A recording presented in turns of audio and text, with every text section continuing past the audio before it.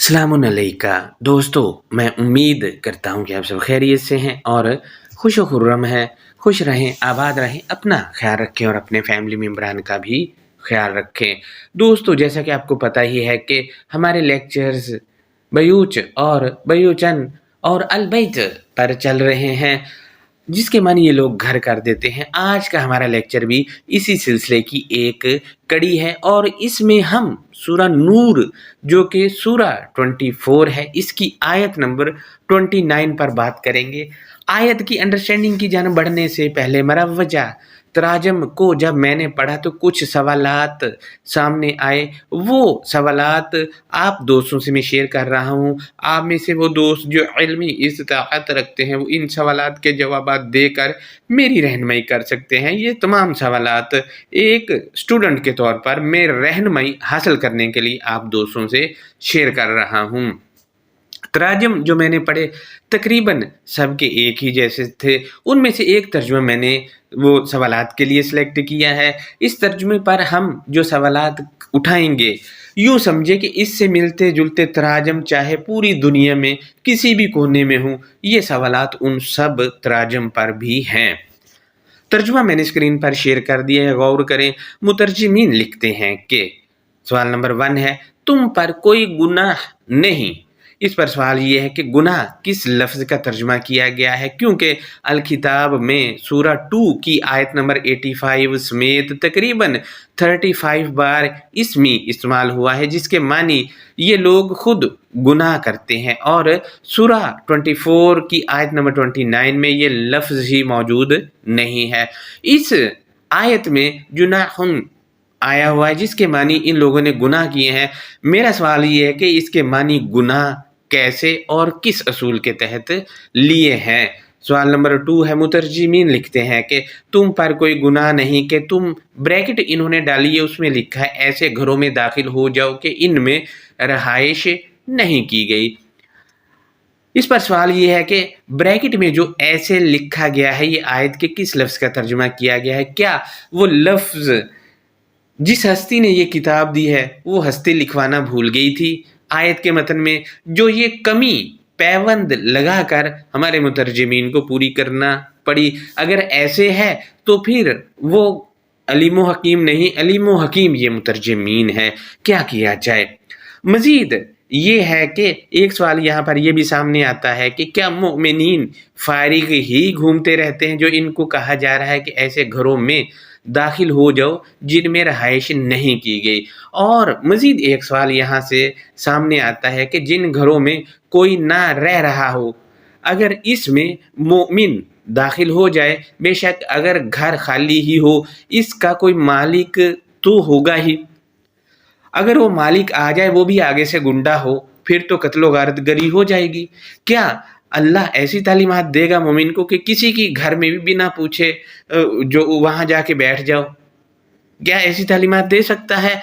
मज़ीद यहाँ पर ये सामने आता है, अगर इसने केस करवा दिया जो मालिक है खाली मकान का, तो फिर मोमिनीन तो कब्ज़ा माफिया में शामिल हो जाएंगे। और कब्ज़ा हमेशा जराइम पेशा अफराद करते हैं और गुंडे लोग करते हैं, और वैसे भी किसी के खाली घर में दाखिल होना अच्छी बात नहीं। ये काम कब्ज़ा माफिया का तो हो सकता है, मोमिनीन का हरगिज़ भी नहीं हो सकता है। और ना ही जिस हस्ती ने ये किताब दी है इंसानों के लिए, वो ऐसा हुक्म दे सकती है। लेकिन इस तर्जुमा को पढ़कर तो लग रहा है कि अल्लाह मोमिनीन को कब्ज़ा माफिया बनाकर पेश कर रहा है। अब आप खुद देखें कि जब तराजम ही गलत हों, फिर सवालात तो सामने आएंगे ही।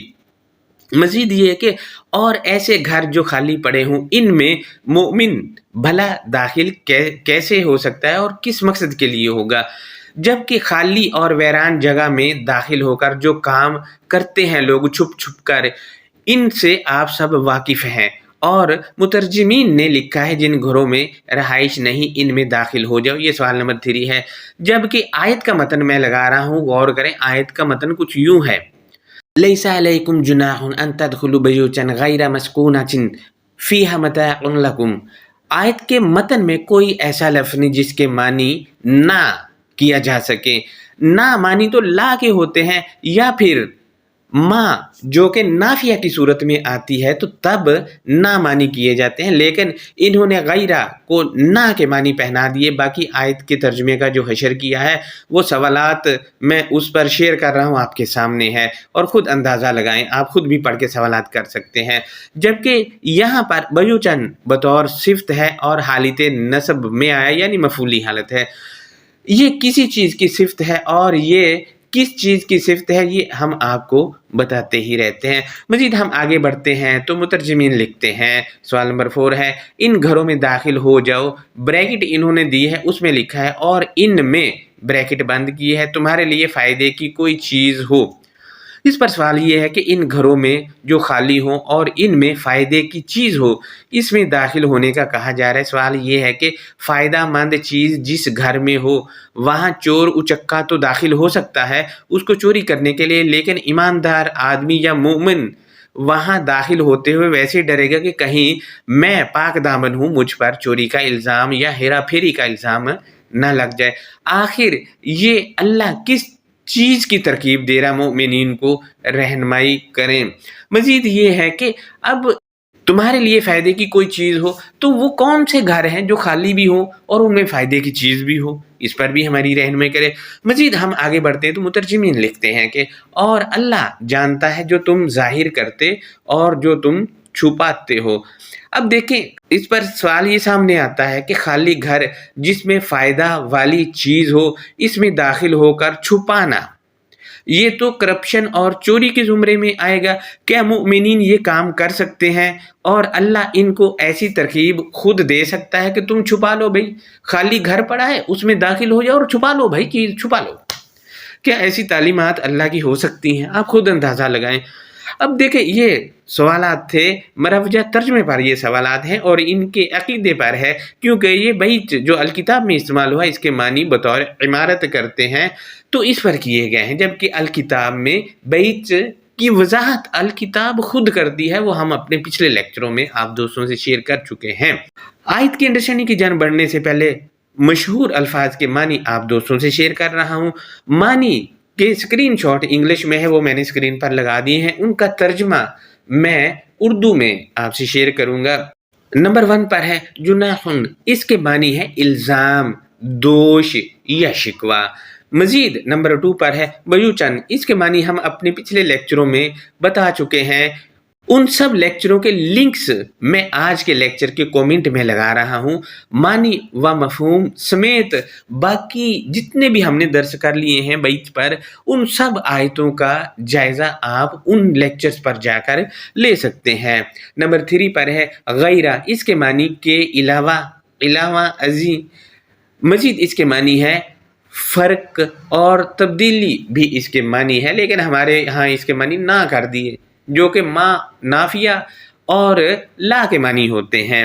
मज़ीद हम देखते हैं नंबर 4 पर है मस्कूना चिन, ये साकना रूट से इसके मानी है आबादकारी। 5वें नंबर पे है तकचुमूना, नज़रअंदाज करना, राजदारी और छुपाना से मुतल्लिक भी इसके मानी है। अब हम इस आयत के अंडरस्टैंडिंग की तरफ बढ़ते हैं तो बिस्मिल्लाहिर्रहमानिर्रहीम, अल्लाह नरमी करने वाले मेहरबानी करने वाले की शनाख्त या पहचान के साथ। सूरा 24 है, इसकी आयत नंबर है 29। इस आयत की जान बढ़ने से पहले इससे पिछली आयत जो है 28, उसका आखिरी पैराग्राफ में आप दोस्तों से शेयर कर रहा हूँ, क्योंकि 29 उसी के तसलसल में है, लिहाजा इसमें लिखा है कि व इनकी लालाकू मुर्जिउ फर्जिउ, और अगर चाहे तुम्हारे लिए कहा गया था कि तुम रुजू करो, बस तुम रुजू करते रहो, यानी पलटो, किसी चीज़ की तरफ वापस मुड़ते जाना, बारहा वापस उससे उसकी तरफ पलटते जाना, राब्ता करते रहना। अब देखिए जब बारहा पलटना है तो ये आयतों में मौजूद हुक्म यानी बयूत की तरफ पलटना है, या आयतों में मौजूद मंशूर या दस्तूर की तरफ पलटना है। जब इसकी तरफ पलटोगे तो फिर क्या होगा, वो आयत के अगले हिस्से में बताया गया है, ये कहकर के हुवा अज़का लकुम, वो तुम्हारा रजू करना ही तुम्हारे लिए ज़्यादा तज़किया नफ्स करना या नशोनमा देना है। अज़का कहते हैं कोई ज़ालिमीन किसी पोजीशन पर खड़े हुए हों, उन्होंने स्टैंड लिया हो, ان کو اس پوزیشن سے تھرو علم کے پیچھے دھکیل کے روشنیاں بکھیرنا، اس کو ازکا کہا جاتا ہے۔ جب یہ ازکا ملے گا تو پھر کیا کرنا ہے، وہ آیت کے آخری حصے میں بتایا گیا اس والی کے واللہ بما تعملون علیم، اور اللہ اس کے ساتھ جو عمل تم کرتے ہو خوب جانکاری دینے والا ہے۔ یعنی ازکا ملے گا تو جانکاری ملے گی اور عمل بھی ملے گا یہیں سے۔ تو اب آپ دیکھیں، رجوع کرنے کے بعد جب ازکا ملا تو پھر اس کے ساتھ جو عمل کرنے ہیں اللہ اس کا علم دینے والا ہے۔ اب آپ دیکھیں جن کو ازکا ملا ان کے لیے مزید سورہ 24 کی 29 میں کیا کہا گیا ہے، وہ 29 میں شیئر میں کر رہا ہوں آپ سے۔ لیس علیکم جناح ان تدخلوا بیوتا، تم پر کوئی رکاوٹ نہیں ہے کہ تم آیتوں میں موجود حکم یا منشور یا دستور میں داخل ہوتے ہو۔ یہ ان میں داخل کون ہوگا؟ تو وہ ہوگا جس کو ازکا ملا ہے۔ ہر بندے نے داخل نہیں ہونا۔ ہمارے ہاں تو کوئی بھی اٹھ کے وہ قرآن کی آیتیں پیسٹ کرنا شروع کر دیتا ہے، حالانکہ ایسے فرد بھی ہیں وہ آیتیں پیسٹ کر رہے ہیں، اسم اور فعل کی پہچان ہی نہیں ہے۔ لہٰذا پہلے ازکا جو ہے وہ عبور حاصل ہوگا، وہ لینا ہے، اس کے بعد اس میں داخل ہونا ہے، تو تب جا کے چیزیں نمایاں ہوتی جائیں گی۔ مزید یہ ہے کہ آیتوں میں موجود حکم میں داخل ہو گئے تو پھر یہاں سے کیا ملنا ہے وہ بتایا گیا آیت کے اگلے حصے میں، غیر مسکونۃ فیہا متاع لکم۔ دوسرا کہ ان میں کسی کی بھی آباد کاری ہے اور تمہارے لیے بہت فائدہ مند ساز و سامان ہے۔ یعنی ان سے جو ملے گا وہ آپ کو آباد کاری، یعنی خوشحالیاں، ترقیاں، وہ آپ کو آباد کر دے گا، بسا دے گا۔ لہٰذا اور بھی بہت سے فائدے ہیں، وہ فائدے یہ ہے کہ غور و فکر کرنے کو ملے گی۔ دوسرا یہ ہے کہ جب اس کو امپلیمنٹ کر دو گے تو پھر تو فائدے ہی فائدے ہیں، جنت یہ زمین ہی بن جائے گی۔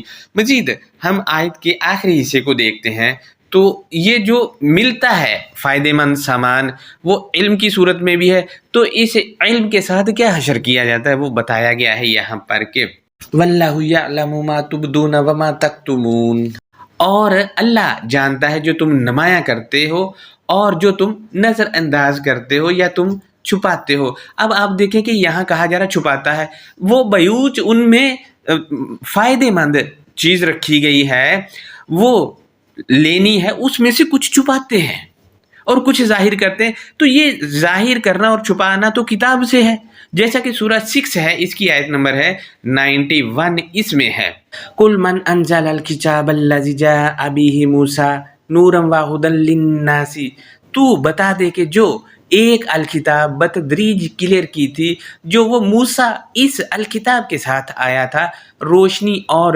رہنمائی لوگوں کے لیے تھی۔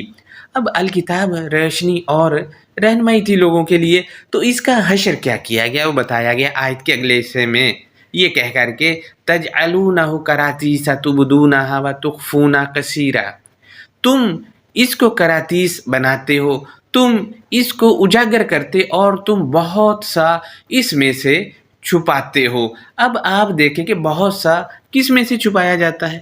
الکتاب کو کراتیس بنایا، پھر اجاگر کیا اور بہت سا چھپا لیا۔ تو یہ تبدونا و تخفونا جو ہے وہ الکتاب سے ہی اس کا جو دستور ہے یا آیتوں میں موجود حکم ہے اس کو چھپاتے ہیں، زیادہ تر چھپا لیتے ہیں، زیادہ تر بہت معمولی سا بتاتے ہیں۔ اگر آپ نے جمعے والے دن کسی مولوی کی تقریر جو کر رہا ہو خطبہ دینے سے پہلے وہ سنی ہو تو کیا ہوتا ہے، آیت کا آدھا حصہ بھی نہیں پڑتا، باقی سارے کا سارا ادھر ادھر کی کہانیاں سنا کے آپ کو فارغ کر دیتا ہے۔ وہی بات یہاں کی جا رہی ہے۔ لہٰذا سورہ 24 کی آیت نمبر 29 میں بیوچ جو آیا ہے وہ بھی یہی چیز ہے۔ بیوچ آیتوں میں موجود حکم اس کو بہت زیادہ چھپا دیا آپ کے سامنے، آپ کا سارا دن واسطہ پڑتا ہے، یا دستور جو الکتاب کے ہیں ان کو چھپا دیا ہے، یا الکتاب میں جو منشور ہے اس کو چھپا دیا، عمل ہی نہیں کرتے ہیں، کیونکہ چھپاتے ہیں، بتاتے نہیں ہیں لوگوں کو۔ اگر بتا دیا تو ان کا جو یہ چلا کے بیٹھے ہوئے دھندا بند ہو جائے گا۔ لہذا بیوچن اس آیت کے مطابق بھی یہ الکتاب کی آیتوں میں موجود جو حکم ہے وہ ہے یا منشور یا دستور ہے الکتاب کا، اس کو کہا جاتا ہے۔ اب میں آیت کا ترجمہ آپ دوستوں سے شیئر کرتا ہوں، تو ترجمہ کچھ یوں ہے لیسا علیکم جناح ان تدخلوا بیوتا، تم پر کوئی رکاوٹ نہیں ہے کہ تم آیتوں میں موجود حکم یا منشور یا دستور میں داخل ہوتے ہیں۔ اب دیکھیں از کا جن کو ملا وہ داخل ہوں گے تو ان کو کیا ملے گا، وہ بتایا گیا آیت کے اگلے حصے میں یہ کہہ کر کے غیر مسکونۃ فیہا متاع لکم، دوسرا کہ ان میں کسی کی بھی آباد کاری ہے اور تمہارے لیے بہت سا فائدہ مند ساز و سامان ہے۔ اب یہ ساز و سامان علم کی صورت میں الکتاب میں ہے اور اس کو اپلائی کریں گے تو پھر تو ستے ہی خیران۔ مزید ہم آیت کا آخری حصہ دیکھتے تو اس میں کہا گیا ہے واللہ یعلم ما تبدون وما تکتمون، اور اللہ جانتا ہے جو تم نمایاں کرتے ہو اور جو تم نظر انداز کرتے یا تم چھپاتے ہو۔ اب دیکھیں بیوت سے چھپاتے ہیں تو وہاں جو ہم نے سورہ 6 کی 91 پڑھی کتاب سے چھپاتے ہیں، یعنی الکتاب کا دستور یا الکتاب کی آیتوں میں جو موجود حکم ہے یا کتاب میں جو منشور ہے ہمارے لیے وہ چھپا دیتے ہیں۔ یہ ہمارا آج کا لیکچر تھا، اس پر کوئی سوال ہے تو وہ آپ ہم سے کر سکتے ہیں۔ اپنا بہت زیادہ خیال رکھیں، اللہ حافظ۔